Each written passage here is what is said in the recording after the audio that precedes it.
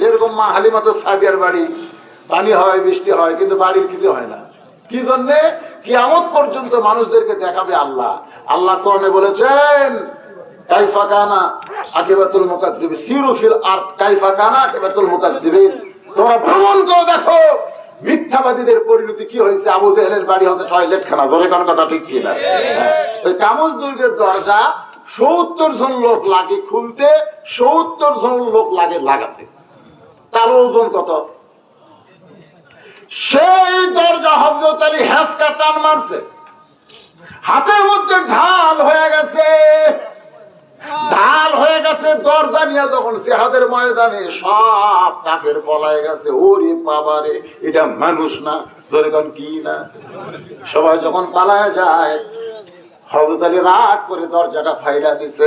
80 গজ দূরে গিয়ে দরজা পড়ছে, মনে হয় কাগজ উড়ে গেল।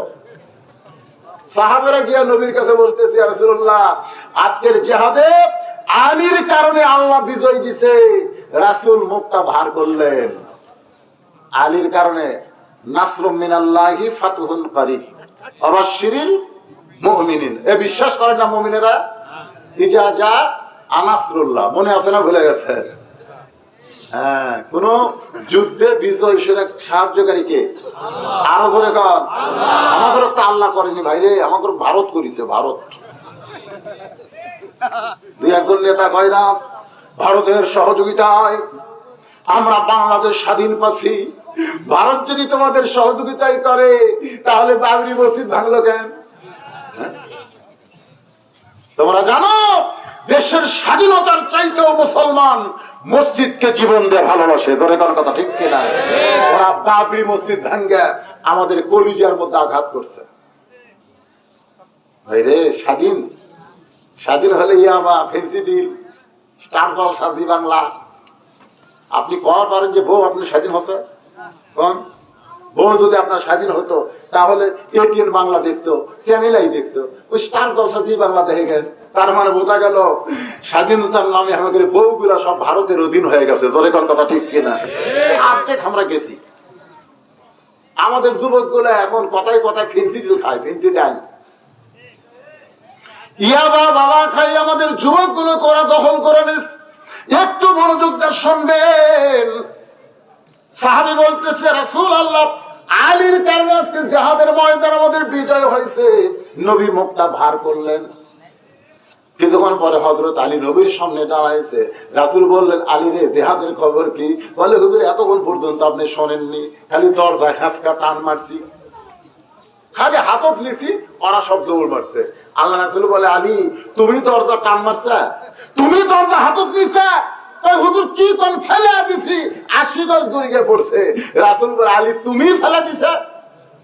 হুজুর আপনি বিশ্বাস জান, চলো যাই। তা আলী সাত করিলে রাসূল গেছে, যা বলতেছে দরজা কথা, ওই যে হুজুর যাও তোলো। হযরত আলী দরজা গিয়ে তুলবার চাই, নিচে নড়ে কিন্তু দরজা নড়ে না, নিচে নড়ে কিন্তু দরজা নড়ে না। আল্লাহ রাসূল বলে, আলী রে, যে দরজা হ্যাঁচকা টান মারলা, যেই দরজা হাতে ঢাল হলো, যে দরজা ফেলে যায় শিকল দূরে গিয়ে পড়লো, সেই দরজা এখন স্থির হয়ে আছে, তুমি নড়তেছো কিন্তু দরজা নড়ে না। আলী বলতেছে, হুজুর এটা কেমনে হলো? রাসূল বললে, ওই যে আমরকে মারার পরে তুমি কিন্তু বলেছিলে আমি মারিনি, আমরকে তুমি যেমন মারনি আল্লাহ মারছে। আজকে দরজা তুমি হ্যাঁচকা দিয়ে খোলো নাই, তোমার হাতের মধ্যে আমার আল্লাহর কুদরতি হাত ছিল। কারণ জিহাদের ময়দানে তুমি একলা ছিলে না আলী রে, তুমি আল্লাহর জন্য যুদ্ধ করার কারণে আল্লাহ তোমার সঙ্গে ছিল। তুমি যখন দরজা ফেলে দিয়েছো, তখন তুমি ফেলে দাও নাই, তোমার সামান্য হাতের সঙ্গে আমার আল্লাহর কুদরতি পাওয়ার ছিল। কিন্তু এখন আলী, তুমি একলা হয়ে গেছো, তোমার সঙ্গে আল্লাহ নাই, তুমি নিজেই নড়তেছো কিন্তু দরজা নড়ে না। আমরা যদি আল্লাহর জন্য বাতিলের বিরুদ্ধে লড়াই করতে চাই, তাহলে আমরা একলা থাকবো না, আমাদের সঙ্গে থাকবে কে? দরকার হলো জীবন দিব, কিন্তু বাতিলের সঙ্গে মুসলমান আপোষ যদি করেন, তাহলে মরে যাবেন, কিন্তু ঈমান নিয়ে মরতে মরা তো লাগবেই। আপনি কি করেন, মরবেন না? মরবেন না? মরা লাগবে। কুল জাল হক ওয়া যাহাকাল বাতিল ইন্নাল বাতিলা কানা যাহুকা। হকের অবস্থা ভালো না। মামুনুল হক, কি হক? আজিজুল হক, হকের অবস্থা ভালো। বউরে ধরা পড়ছে, সাংবাদিক বলতেছে কাবিন আছে, আর শাকিব খান বিয়ে করার আগে বাচ্চা দিচ্ছে। ওরা 2 বছর 3 বছর পর এসে সাংবাদিক সম্মেলন করতেছে। সাংবাদিক বলে এই ফুটফুটে সন্তান কার? সাকিবের। ওই বিয়ে ছাড়া সন্তানের জন্ম দিল, ওইটা নিয়ে কোনোদিন পুলিশ হাত করা দিল না। আর একজন আলেমের হাতে হাত করা, তোর বইয়ের কাবিন আছে, হকের বড় বিপদ হবে। ধরে কোন কথা ঠিক কিনা? দরকার হলে জীবন দিব, কিন্তু বাতিলের সঙ্গে আমরা আপোষ করব না। একটু মনোযোগ দিয়ে শুনবেন। খোঁজাখুঁজির পরে মাত্র 150 মিটার দূরে গর্ত, ওই গর্ত থেকে কাফেররা ফেরত আসলো। নবী আমার চলে গেলেন আবু বকরকে নিয়ে মদিনায়। উটের পিঠে আবু বকর আর আল্লাহর নবী তাকায় দেখে ছোট ছোট বাচ্চারা। বালাগাল উলা বিকামালিহি কাশাবাদ্দু জাবি জামালিহি। বাজানরা একটু মনোযোগ দিয়ে কথাগুলো শুনবেন। মদিনার বাচ্চারা সকাল থেকে রাস্তাতে রোদের মধ্যে দাঁড়িয়ে আছে। মায়েরা বলতেছে নবী আসতে এখনো দেরি হবে, চলো তোমরা খাওয়া দাওয়া করো। বাচ্চারা কান্দে আর বলে মা গো মা, নবী ছাড়া আমরা খাওয়া দাওয়া করবো না।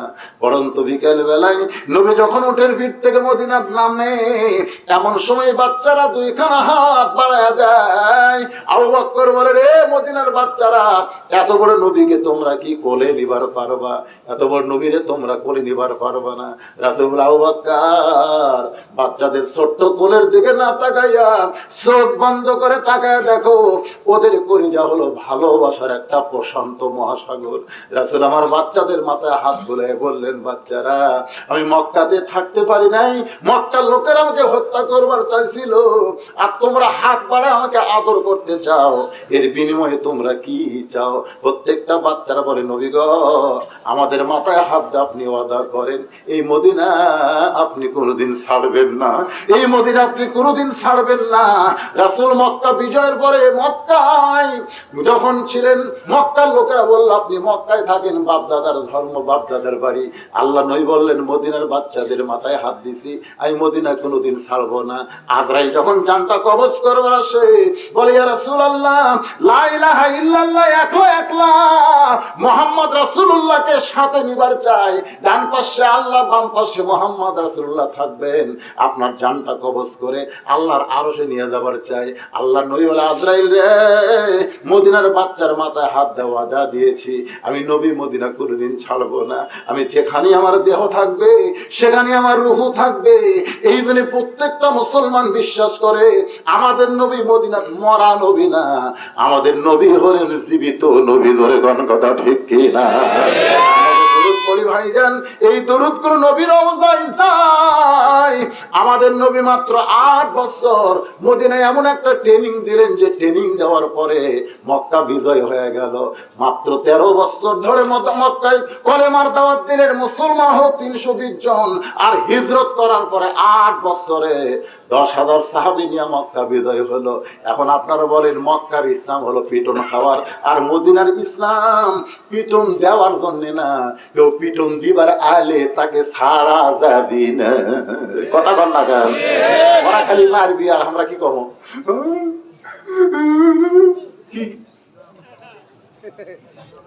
আজকে শুধু গরিবদের বাচ্চার মাথায় পাগড়ি উঠবে না, নেতাদের ছেলের মতো হাফেজের পাগড়ি উঠবে। জোরে কোন কথা ঠিক কিনা? বাংলাদেশে যতদিন শুধু গরিবরাই পাগড়ি পাবে ততদিন মাদ্রাসার জন্য ছায়া চিন্তা চলন লাগবে। আর সেদিন নেতাদের মাথা, ছেলেদের মাথা পাগড়ি উঠবে, তখন ওরা সংসদে গিয়ে বলবে একদম বাকদম ঘটন সাজে ঢাক ঢোল ঝাঁঝর মাঝে এই মিথ্যা শিক্ষা দিয়ে যদি মাস্টার 50,000 টাকা বেতন পায়, জালিকাল কিতাবুল আরাবিল হুদাল লিল মুত্তাকিন, এই সত্য শিক্ষা দিয়ে হুজুরের বেতন নেয় কেন? সংসদে 100টা এমপি যদি এই চিল্লাচিল্লি করে, স্পিকার বাধ্য হবে প্রাইমারির সাথে সাথে দরকার প্রাইমারি বন্ধ করে মাদ্রাসা চালু করবে। ধরে কোন কথা ঠিক কিনা? কারণ ছোট মাসুম বাচ্চাকে আপনি সত্য শিক্ষা দেন। খেলার পরে ছিল, ধর করোনা হলো না, সব প্রাইমারি বন্ধ। আমার মাদ্রাসাতে ভর্তি হলো প্রাইমারি ছেলেরা, হুজুর প্রাইমারি বন্ধ, হুজুর কবে খুলবে জানি না, এই তো লুডু কোম্পানির ম্যানেজার হয়ে গেছে, আপনার মাদ্রাসায় ভর্তি করে দিই। আর মাদ্রাসা আমার নুরানি শিক্ষা আছে, ভর্তি করে নিলাম। হতে হতে 37 জন ভর্তি হলো। তার মসজিদে মোনাজাত করলাম, আল্লাহ এই করোনা আরো 5 বছর দাও, কারণ করোনা যতদিন থাকবে প্রাইমারি বন্ধ থাকবে, আর সব ছাত্র প্রাইমারি আমাদের মাদ্রাসায় ভর্তি হবে। ধরে কোন কথা ঠিক। কিন্তু আল্লাহ আমার দোয়া কবুল করেনি, পারে করোনা বন্ধ হয়ে গেল। ওরা যা আসলো তাই ওর মাদ্রাসা গুলো সব নেওয়া আলোক করে দৌড় দেখে, হুজুর মাদ্রাসা তো উপবৃত্তি নাই, হুজুর এটা উপবৃত্তি আছে। ওরে শালা রে, উপবৃত্তির ঠেলায় তোমার ছোট তুমি কি বানাচ্ছ? ক্লাস 2 পড়ে পিঠের উপর ব্যাগ নিয়ে খাড়া হয়ে পেশাব করতেছে, খাড়া হয়ে যন্ত্র ব্যাখ্যা করে পেশাব করতেছে। হাফ প্যান্ট পরে আছে তো, এখন যন্ত্র ব্যাখ্যা করে করতেছে। আসলে বলেন ছোটবেলায় যদি যন্ত্র ব্যাখ্যা করে অভ্যাস করা থাকে, ওর যন্ত্র সোজা হবে? আমি বস, বসে পেশাব কর, খাড়া হয়ে পেশাব করিস। কোন ক্লাসে পড়িস? করে 2 পড়িস স্যার। তো তোর স্যার শিখাইনি কেমনি পেশাব করা লাগে? কি কয় প্রাইমারি পেশাব খানে যায় দিকে আমার সারই খাড়া হয়ে পড়ে, সারই খাড়া হয়ে মারে, খালি বসবি। আমরা চাই শুধু কোরআনের ওয়াজ না, বাস্তবে বাংলার জমিনে আল্লাহর কোরআন চালু হোক। আমরা কোরআনের বিজয় কারা কারা চাই? 2 হাত তুলে আমার আল্লাহরে দেখায়।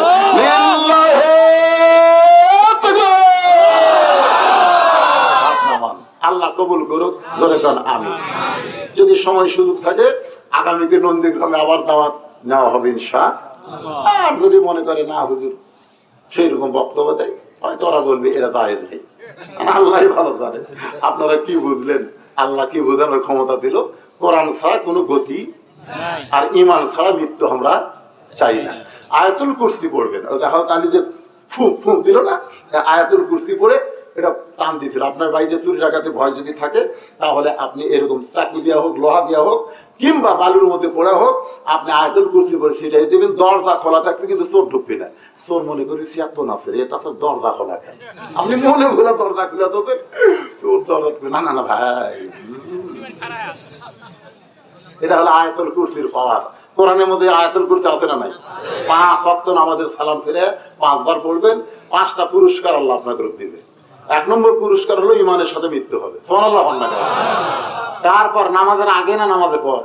তার মানে বোঝা গেল আয়াতুল কুরসি পড়বার গেলে নামাজও ধরা লাগবে। 2 নম্বর পুরস্কার হলো আল্লাহ তার কবরে 3টা প্রশ্নের উত্তর সহজ করে দিবে। 3 নম্বর পুরস্কার হলো মিজানের পাল্লা নেকি দিয়ে আল্লাহ ভারী করে দিবে। 4 নম্বর পুরস্কার হলো বিজলি আকারে আল্লাহ ফুল সিরাত বাড়ি করে দিবে। 5 নম্বর পুরস্কার হলো সালামুন আলাইকুম তিবতুম ফাদখুলুহা খালিদিন। আল্লাহ তাআলা 8টা জান্নাতের দরজা খুলে দিবে। আল্লাহ আমাদের সকলের জন্য কবুল করুক। সকলে বলে আমিন।